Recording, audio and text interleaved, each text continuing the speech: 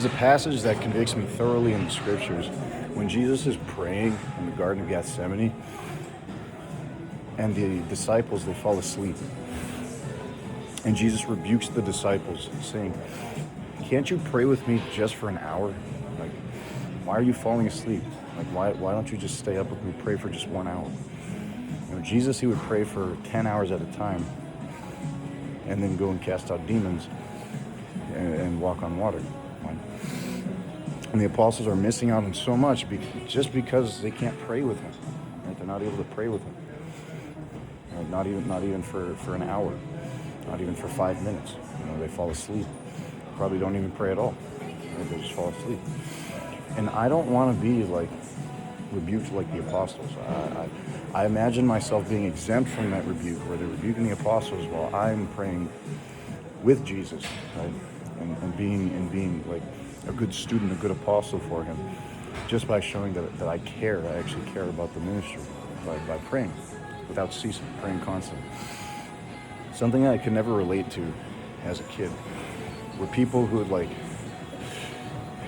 tell me that they fall asleep when they pray. You know, they pray and they fall asleep.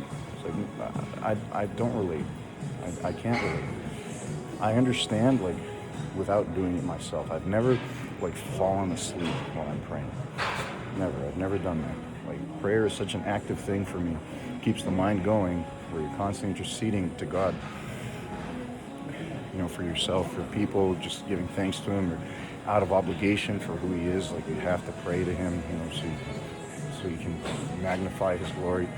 You have to, like, you have to pray. It's part of being human. It's a human instinct to pray.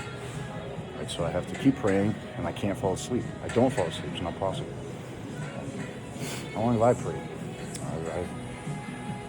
I've been praying for an hour just to make this video.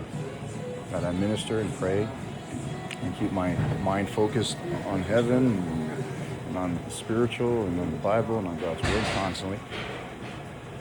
And now, like, I want to pray in the Spirit, right? And I turn on the camera, pray in the Spirit, and minister. Right? Because I'm not only making a video, I'm also ministering. I'm also praying. And I'm also praying in tongues. I'm also saying something that I don't really know what I'm saying. You know, I could be speaking to somebody's heart without knowing it. That's the point of prayer. The point of prayer is to live the supernatural. I want to be like the kind of person that Jesus like can count on, that Jesus can rely on. The way to do this, if you want to be the kind of person that Jesus can count on, pray. You have to pray. You have to pray all the time. You have to pray all the time. If you want Jesus to count on you, if you want your Creator to count on you, you have to be a constant prayer. Constant person who prays constantly, all the time. You know, even if you struggle with like with temptation or with anything like that, if you pray, God will find favor on you constantly, just because you pray. Pray without ceasing and pray without sleeping. Right? So that means that you're sleeping, that you're a sleeping church. Don't be a sleeping church like Smyrna. You know, be an active prayer warrior. Pray while you're walking. Pray while you're talking. You know, pray in the Spirit. Pray in tongues. Hide your prayer inside of you. Pray in your head. You know, pray in your head. Be a prayer warrior in your head. I saw a video where a person got arrested for praying in their head. The police goes up to her and says, "Are you praying here?" So this is on camera. He says, "I'm praying in my head." And then they arrest her for disturbing the peace. And you know, like it's beyond me. You know, that means that it moves the kingdom. It moves the kingdom, advances the kingdom to pray in your head while you're in public. Pray in your head. Who cares if you get arrested? You know, that's the work of God. You know,